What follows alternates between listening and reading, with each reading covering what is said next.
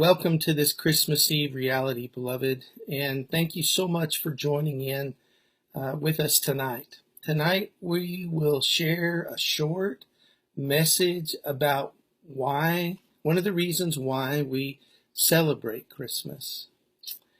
If you know me very well, you know that I love questions. In fact, I seek them out. In fact, I have a little book that's just called the Book of Questions. I hardly ever have good answers to questions, but I really have a great appreciation for good questions. Questions help me see things I wouldn't normally see, and they help me ponder things that I normally wouldn't ponder. This year, 2020, has created a lot of questions for a lot of us. And I suspect that one of the questions that we've been asking this year, that 2020 has caused us to ask, is some form of this question: what was I expecting? 2020 has been a year of many things, one of which that has come with it is it's made us deal with our expectations. It has been a year dealing with what I call the expectation gap. The expectation gap is the difference between what we thought we would get and what we actually got. Let's say that you were expecting ice cream, but you got a punch in the face. That's an expectation gap. Sometimes our expectations are too high and reality is down here. Well, that creates that expectation gap. And sometimes it's the other way. Sometimes our expectations are down here, but reality is up here. And again, that is a gap. When our expectations are out of line with reality, that is an expectation gap. Now, a gap can be a pleasant surprise. It can be something wonderful, or it can be something that's very difficult, maybe even become a painful crisis. Have you ever heard someone say, "That was not on my Christmas list"? Now, good or bad, what they're talking about is an expectation gap. And when you read about the Christmas story in the Bible, you realize that for the people in the story, Christmas was not on their Christmas list. In the Bible, no one was expecting Christmas. Everyone was in the expectation gap. Maybe that gap was best described in the words that describe Mary when the angel greeted her. This is Luke chapter 1, verse 28 and 29. The angel went to her and said, "Greetings, you who are highly favored, the Lord is with you." And then this verse here, it says, Mary was greatly troubled at his words and wondered what kind of greeting this might be. Now, NIV translates the word greatly troubled. Some translations translate it deeply troubled. There is another translation that translates it perplexed. Mary was perplexed. And another one that translates it confused and disturbed.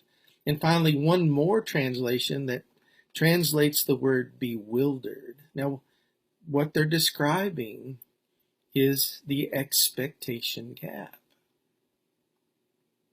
Now, 2,000 years later, what we often focus on and talk about at Christmas is peace or hope or joy or love, or all four. And I think we should. These are important things in life. Maybe we need these things more than ever. Maybe we need peace, hope, joy, love more than ever because of the kind of year that we've come through. Maybe we just need the comfort of them. But have you ever come to be so familiar with something that it loses its meaning or its significance? Is it possible that we have become so used to Christmas and the Bible stories that we are really actually missing the real thing? We almost expect nothing from Christmas And therefore, that's exactly what we get. Maybe Christmas this year needs to bring us an expectation gap to wake us from our familiarness of it. But maybe we have dealt with the expectation gap so much this year that we just want a break from the gap. I get it. We just want peace and hope and joy and love, something familiar, something predictable, something easy. It's like the words that the angel spoke to the shepherds. This is Luke chapter 2, verse 10. And he said to the shepherds, "Do not be afraid. I bring you good news that will cause great joy for all the people." Yeah, that. That's what I want. Okay, so where does this conversation with you go from here? I'm going to ask you now to just take some time and ponder with me a phrase from Matthew chapter 1. We're going to look at the angel coming to Joseph in a dream. And we're going to start with chapter 1, verse 20. And then there's a phrase that I'll come back to that I want us to just ponder as we've laid some groundwork for the fact that we have experienced expectation gaps this year, and that maybe that's what we need because we're so familiar with things, we're missing the point of Christmas, or that we need a break from it. Okay, so as we've laid that foundation, now listen to these words. But after he had considered this, an angel of the Lord appeared to him in a dream and said, "Joseph, son of David, do not be afraid to take Mary home as your wife, because what is conceived in her is from the Holy Spirit. She will give birth to a son, and you are to give him the name Jesus, because he will save his people from his sins." Now, what happens in the next verses, Matthew makes a comment. He's commentating now. All this took place to fulfill what the Lord had said through the prophet. The virgin will conceive and give birth to a son, and they will call him Emmanuel, which means God with us. I want us to give some consideration to the phrase, God with us. And what I want to do is just take a moment and just consider each word in that phrase. Let's consider the word God first. What does that word mean to you? What is God to you? Creator of all things, creator of all the universe, creator of you and me. All powerful, in other words, not lacking in any power. Almighty, that's the same thing. All knowing, not lacking in any knowledge at all. All present, he is everywhere at all times. He's eternal.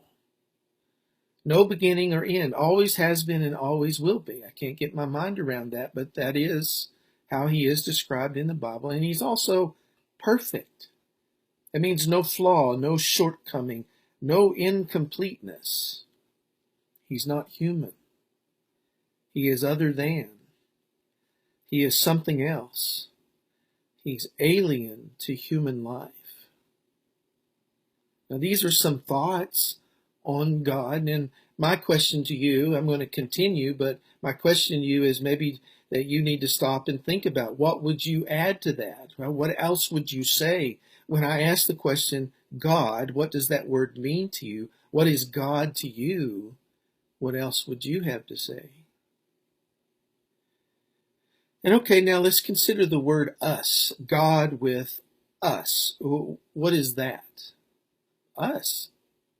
All of us. Humanity. But also each of us. Each and every human being. All humans and each human. I mean, you and me and our loved ones and our neighbors and that person that checked you out at the store and your barista that gave you coffee. Us. It's us. Okay? So God with us. Time and space. Flesh and blood. Us. And now the phrase, God blank us. What would you put in the blank? Now, in the first century, the gods were believed to be capricious and narcissistic and exploitive. The goal of religion, for the most part, was to please them somehow, so they would do something for you that you needed them to do for you that only they could do. So most people would have filled the blank like this: God detached from us, or God away from us, or God far from us, or God distant from us, maybe even God against us. Whatever filled the blank in the first century came from fear of the gods. But to be told this phrase, that God is with us, was radical. It meant God liked us, even loved us. You see, beloved, the uniqueness of Emmanuel, God with us, is that every other religion has a founder that says, I'll show you the way to God. But only Christianity has a founder that says, I am God, and I come to find you. This means that Emmanuel is not just about salvation, which is incredible. It is also about companionship. God becoming like us in all ways in order to be united with us in relationship. God became human. He was carried in a woman's body. He was birthed from that woman. He was raised in a family with parents who taught him how to feed himself. He had a dad, and then he lost that dad. He had siblings and friends and neighbors. He held a job. He worked for money. He paid for food. He paid taxes.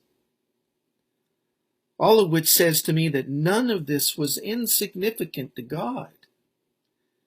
You see, God dwells in every detail of human life. That is what God with us means. And by the way, that is the source. That's what makes for peace and hope and joy and love that we talk about at Christmas. So, my point is this. This means that no matter how difficult and painful the expectation gap has been for you this year, God has been with you in the gap.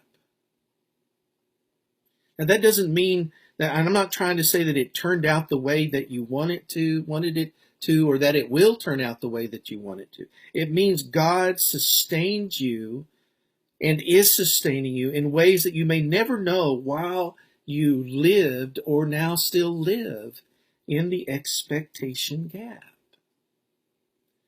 Now, I can hear, someone, beloved, saying, and because I've asked this question, but, you Scots are telling me that God is with me in the expectation gap, but I don't see God. I didn't see God. I didn't feel His presence. Where is He? And I understand. I ask those questions too. But would you let me do an exercise with you just to make a point? I want you to close your eyes right now. And right now, in your mind's eye, I want you to go around the room, just in your imagination, go around the room, and I want you to count how many things in the room that you're in are blue. How many blue things are there in the room that you're in? Now go around in your mind's eye, keep your eyes closed as you go around the room, looking, counting. Okay, now you've come up with a number, okay? Now, what I want you to do is open your eyes and now go around the room looking with your eyes and count how many things are blue. Now, beloved, often when I do this exercise with people, the numbers are sometimes very, very different, but they are often different. Let's just say that you have two different numbers, one in your imagination and one that you actually counted as you went around the room with your eyes. You see, what happened is that you came into the room and you weren't aware of blue things, and so you didn't notice them. And then in this exercise, what I did is I gave you eyes for blue. And now you see those things. You see, I think that's what happens to us a lot with God, is that we just don't notice him. He's there. We just don't have eyes that see or ears that hear for us to notice him. Well, beloved, God is with us, even in our expectation gaps. He's with us in every detail of our life. This is what we celebrate at Christmas. May this Christmas, beloved, God grant you eyes that see and ears that hear and understanding that reveals his presence with you every moment. Merry Christmas to each and every one of you. Be blessed.